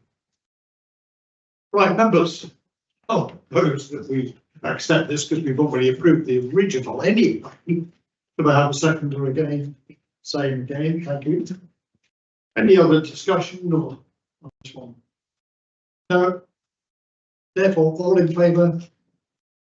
It is approved. 6, 7, approved, Chairman, and With 1 abstention. Right, we then go to report item 4. Application number 23 of the 00916 for application White Cottage, Bury. But I have the officer, please. Chairman, this is an application for an outbuilding and demolition of this outbuilding. The application site is located on the eastern side of Barney Road in Burnley. The property is a non-designated heritage asset lying within the Burnley Conservation Area. The application has an outbuilding in the northeast of the plot, partially on the footprint of the previous double garage. The outbuilding will comprise 2 car bays, 1 storage bay, and a home office in the roof. So the ground floor plans, previous garage shown on the right and proposal on the left. This first north elevation, south elevation, east elevation, and west elevation, which is Garden Road. And this is a comparison. This is a comparison of the street steep and elevations. So this is an aerial view showing the previous garage and an aerial view that is generated in each proposal. So this is a view looking south along Garden Road with the application site on the left of the photograph. Shows the entrance and the dwelling house. And this is looking in towards where the garage would be located. You just looking back towards the neighbouring property of 21 Garden Road. And you can further along the road just looking showing the view into the side. Another view looking back 1 Garden Road. So the outbuilding would be for incidental purposes and would be subservient to the host dwelling. Whilst it would be tall, it would be lower than the ridge part of the host dwelling and set back within the plot. The materials proposed are appropriate to the site context, and there's no objection from the authorities building design and conservation officer. In terms of impacts on neighbour amenity, roof lights would be high enough to avoid any direct overlooking of proceeds 21 Garden Road. And the proposals include a privacy screen to protect the amenity of 1 Howard Road and to the river plot. So permission is recommended subject to conditions.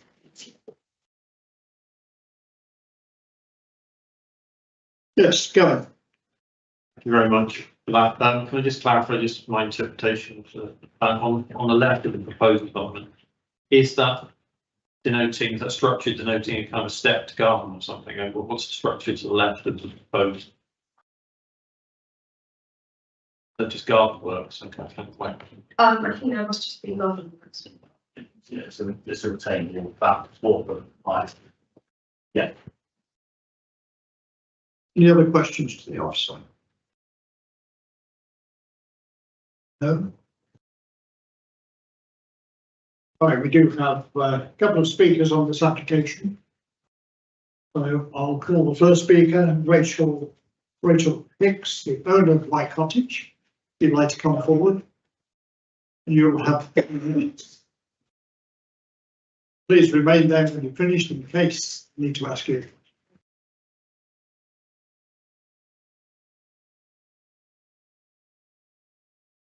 Good morning, committee members. When we moved to White Cottage, the prefabricated gnarly garages were over 50 years old, had corrugated asbestos roofing, and had absolutely no historical significance, local character, or architectural merit. From living in Burley, we drew inspiration from the numerous open garages that can be seen throughout the conservation area. We were keen to produce a garage that would positively conserve and enhance the historic environment we live in. We subsequently defined an open garage with a home office above, as I spend the vast majority of my time working from home, with just 3 days in London each month. In accordance with policy DP 37, we ensured prudent consideration was given to the design. We note the Parish Council's objection that our garage would be located immediately next to our house. White Cottage have always had garaging space located immediately next to the house, due to the design of the plot. The Parish Council are concerned that the garage would not be proportionate and subservient to the main dwelling. White Cottage is a 5-bedroom house which sits comfortably on one of the largest plots in Loudon Road. It is capable of accommodating the size, height, and mass of the proposed garage in compliance with policy DP 37. The garage is subservient to the dwelling as it is set back from the main house and set down from the ground level of the garden. Our case officer also comments that the design and intended use of the proposed outbuilding as a carport, store and home office are incidental in both appearance and function. The Parish Council state our proposed garage does not make a positive contribution to the conservation area. We have carefully chosen sustainable wooden materials in keeping with other garages in Burley in order to preserve the local distinctiveness. We understand that the National Park Design Guide encourages the use of such traditional materials. We disagree with the Parish Council who state we have designed a standard catalogue outbuilding. Considerable thought has gone into the design of our garage, as demonstrated by our design and access statement, which confirms we will use a traditional oak frame garage with a gable-ended roof, double-stair cladding, high-quality joinery, and rainwater goods of a heritage style. Furthermore, the Conservation Officer states that the material choices are appropriate for the site context. The Parish Council states that nowhere in this area has such a large block of utilitarian subsidiary accommodation been permitted. This is really bizarre, as the Parish Council have previously approved a sizable oak frame garage development containing a home office at Foxgloves, which is the house directly opposite us. This set the clear precedent. The Parish Council previously approved our application on the 9th of August, voting in support of our case officer's decision. The decision to now totally refuse our application is in complete disparity to their original decision. We've made several concessions and alterations. Thank you. Thank you. Any questions?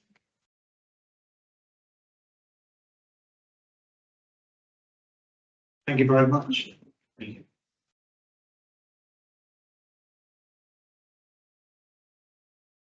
We then have Councillor Clark, Burley Parish Council.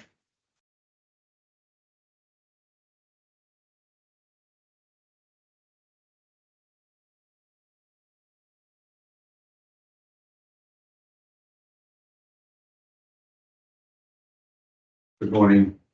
Thank you. Here. I am indeed Robert Clark from Burley Parish Council. I'm here this morning to help explain our strong reasons for pressing you to refuse to grant permission.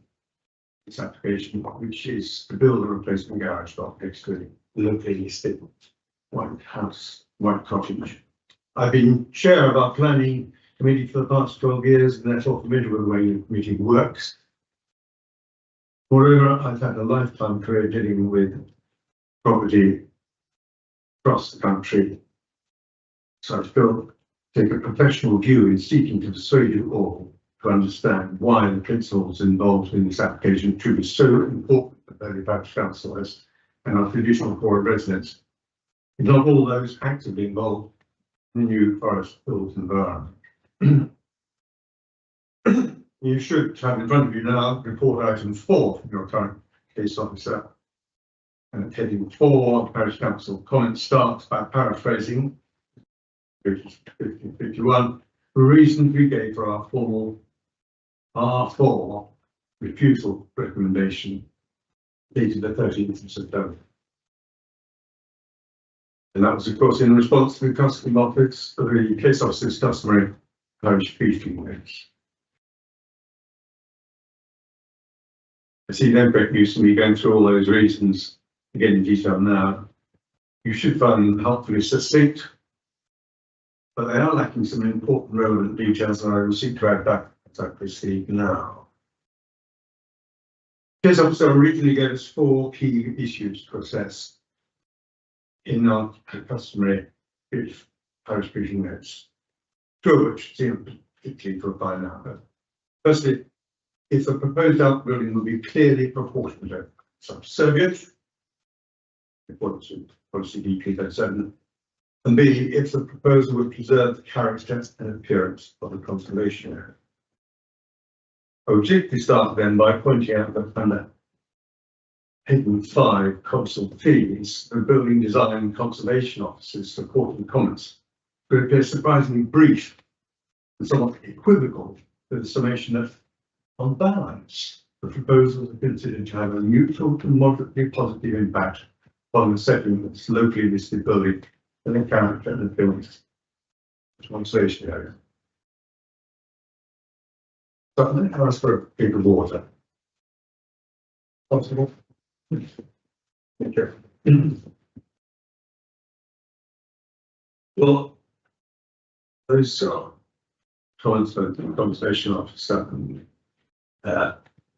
maybe why it's taken 4 months to reach a decision, a recommendation from your planning officer. Since the 30th September. Do you think that statement then safely clear and definite for your purpose? Decided the case of a significant house in the Burley conservation area in consideration of future outgoing proposal.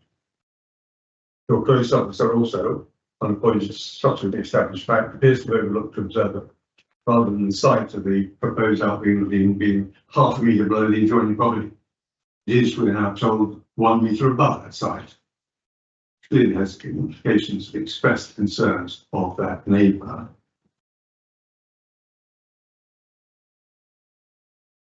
Next, I'll comment on a number of issues arising on what could otherwise seem to be a straightforward matter.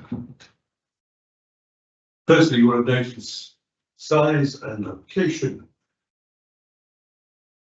Sorry, that wasn't strokes, expecting to see.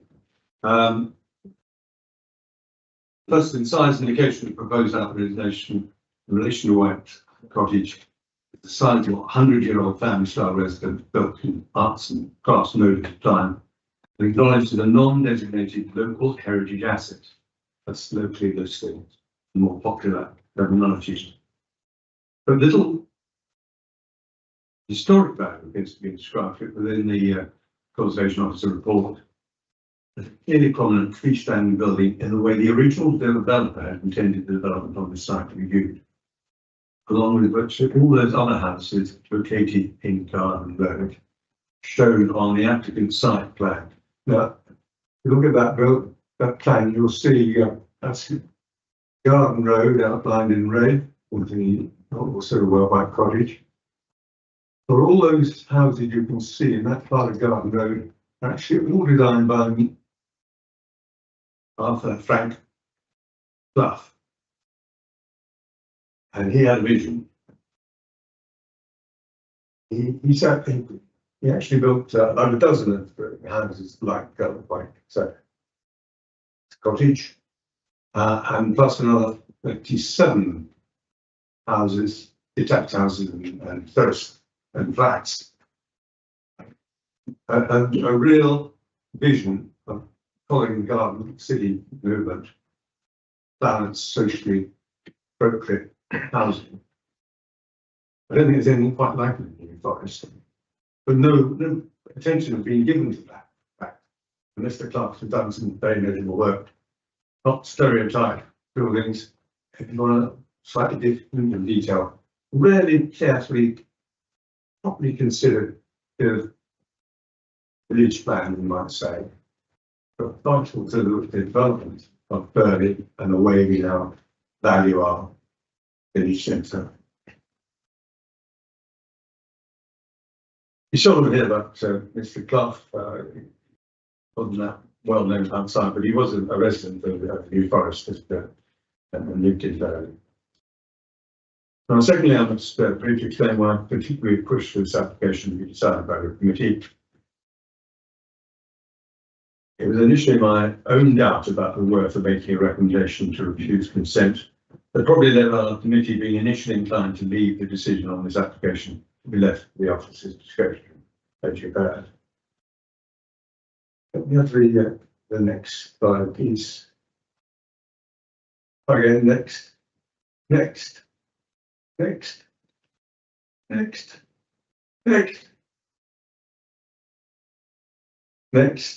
Should be there somewhere. Come on, please. Further. I'm looking for a drawing of what's Ramblers and Burley Street, which shows another outbuilding. So, are there any more slides to be shown?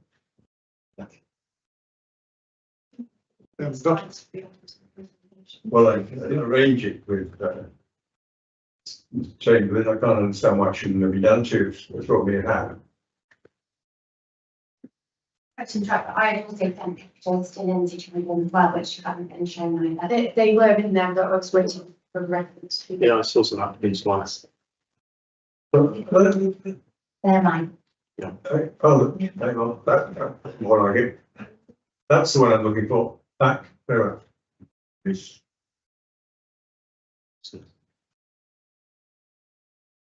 Can you see that? Is what you're looking at on the left-hand side of the top is a thatched cottage. Very true listed. And next to it, you can see an approved outbuilding. Now, to my mind, this is totally disproportionate and inappropriate in a village context. That view is on the top left-hand side of the one is the project. Yeah, we could look at hundreds of examples of planning applications apart from this one, and I think it really is extending our kind of patience slightly by looking at slides that have no relevance to this case. I know. I'm trying to point out why we didn't immediately jump to the conclusion we wanted to refuse. Yeah. You've got the what we details from the application, and you've also got the conservation officer's report. So if you could be factual and what you would have against it with regards to the parish council to make it more relevant to what we are looking at, please. This, what you've got in front of you looks like an aberration to me. And what happened was it undermined after at any point in actually resisting outbuildings. It seems that as long as you had the right height, you got the consent, and that can't be right. So we had to. That's why we moved on, and we saw the neighbours' objections, and realise there's a real point of principle here from the parish council's point of view. We can't just let these things go through. We've got to really look at the detail and understand why they're not always approved. Well, that's the reasons we have officers, especially the officer that has looked at this. There's his recommendation, and that's the recommendation we are following. Indeed, and I'm just trying to tell you that I think this recommendation is back in its relatively appropriateness.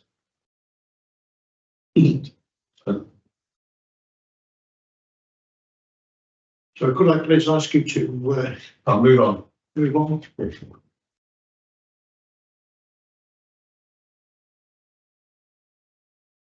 Turning to the plans displayed in this case, that'll do fine.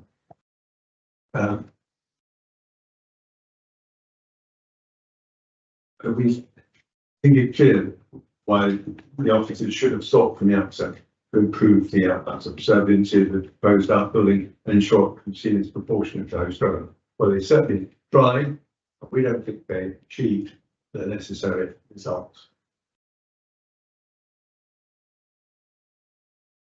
So nonetheless, it's still not gone far enough, with particular reference to paragraph A, subsection 3 of the local plan policy SB 16. Any such proposed outbuilding to make a positive contribution to or better reveal or enhance the appreciation of significance, special interest of heritage assets or its settlement. That's I think very important. You've got that policy. Thus, we submit that the proposed outbuilding will still be seen as inappropriately designed and positioned in relation to the existing house.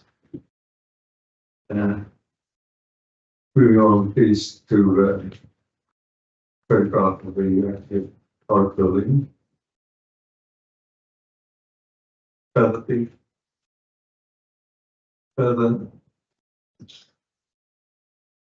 That's fine. That's fine. And you think in the space which is available to provide an outbuilding, that surely should be wide enough to provide a separate building, not obviously connected to the house. You're not getting that from what is proposed in the drawing. Excuse me. We are looking at the application as it stands. That's so therefore, yeah. Any comments? So this is application. This is the space in which the applicants are putting in their outbuilding. So that seems to be relevant to me. What is available to be built on? What they've chosen to do is build something which is actually appears to be right to do, and in fact, the back of the building itself. Something we've never seen before in Durley, and I'm not sure it's been seen elsewhere. You normally have an outbuilding which is clearly attached, separate from the building itself.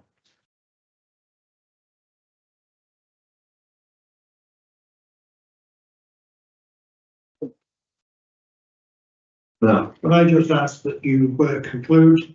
I'm moving on. We really do feel strongly about this.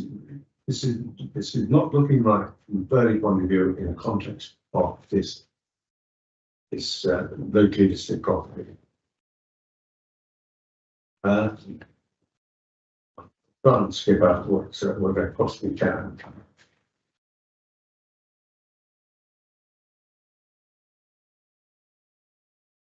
So, notwithstanding what you've heard, we still regard this applicant's proposed outbuilding to be totally inappropriate. This is by reason of its relative height, bulk, and apparent lack of separation from the host residence. If then built, it should be seen to challenge the attractive elevational views and integrity of such time-proven value as one cottage by appearing to be in such close proximity with the host road. You may then recall that the National Park Authority's design guide, with reference to barns, outbuildings, and garages, notes that new garages can be extremely large and bulky. These are alien features of the landscape, and it's far better to break buildings up that has such dominant features. It should be low key in design and appearance. Thus, parish council are not usually opposed to such structures, provided they appear separately freestanding and of visual value in their own right, but not therefore in close proximity to the principal building with little apparent empathy with a dominant building. Consequently, little proper thought appears to be given to the real value, capability, and relationship, what our authorities appropriately described as 1.5 story outbuilding, as in addition to this classically balanced symmetry style white cottage, which is much more a house than a cottage, it's for about 3,000 square feet of accommodation. Family type building comprising 5 bedrooms and 4 reception areas, including a sizable study, in a regional home office, one might say, in the familiar style of the 1920s and now the 2020s.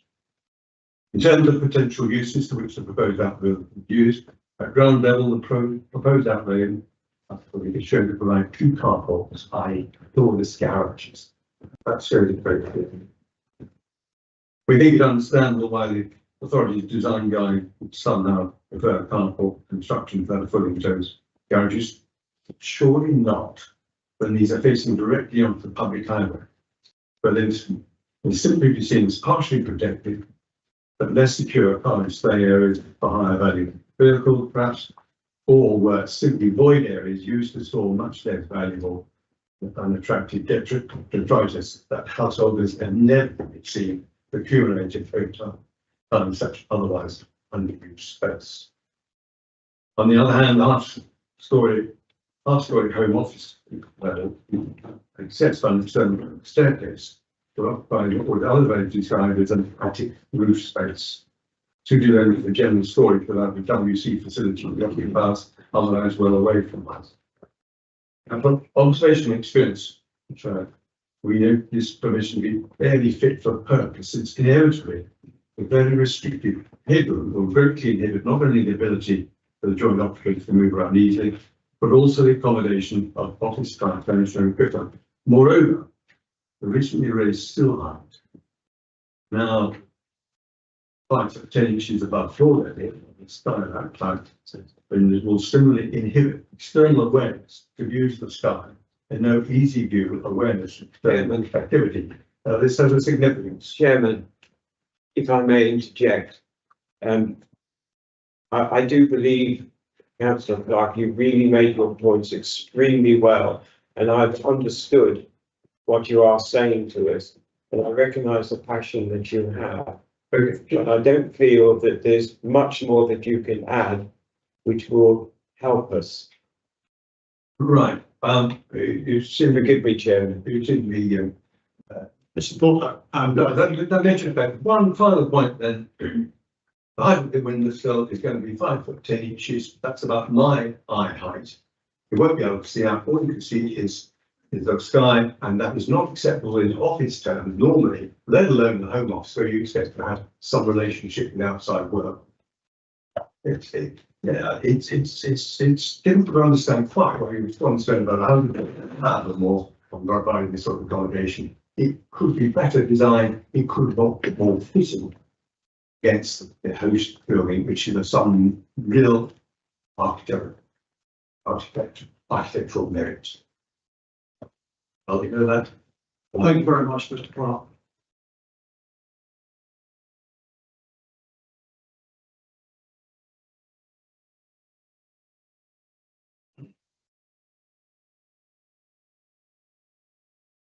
Right, members. Any other questions to the officer? I'm going to put the recommendations, the officer's recommendation to Mr. Baird. But I have seconded or agree. Thank you, Jim. Right, any debate? Then I'm going to call first speaker Rachel Hicks. If you wish 1 more minute.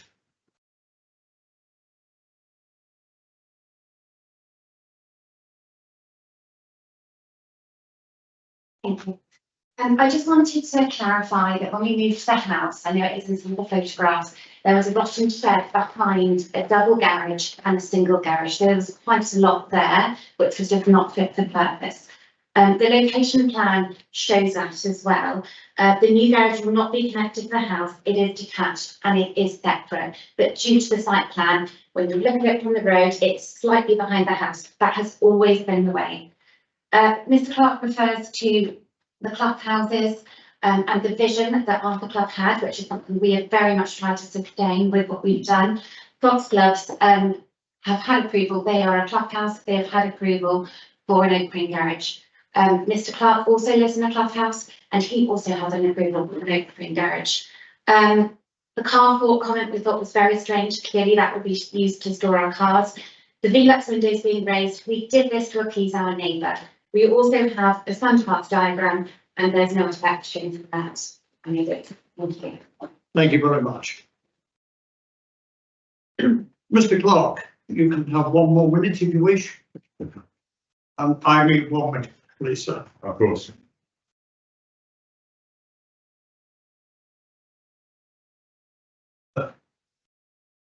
Well, I was, let me comment that, yes, I've got approval for that building, not putting in hand, but it is well separated from the house and it has met all the planning officer's requirements. But it's also had a triangular roof and it's not really worth having because it's such a limited use. And I'm told very well previously. Now, so what we're saying is this must be seen as a mediocre in an inappropriate adjunct to the existing heritage building. Really, it's not good enough for purposes of our Burnley conservation area, and it's very special flood history. So think about. Thank you very much.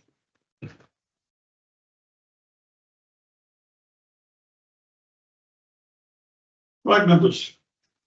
Being proposed and seconded. I'll have a vote. All those in favour, please. 1, 2, 3, 4, 5, 6, 7 unanimous, Chairman. It is approved. We now go on to the next item, which is planning appeals. Please.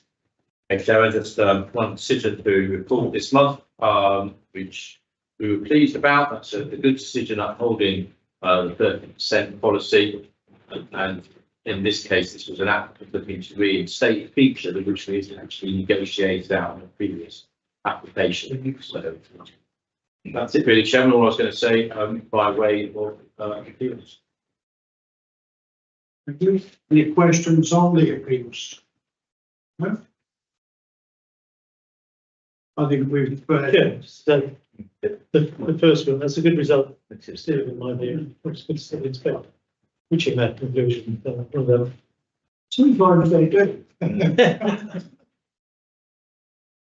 Bye.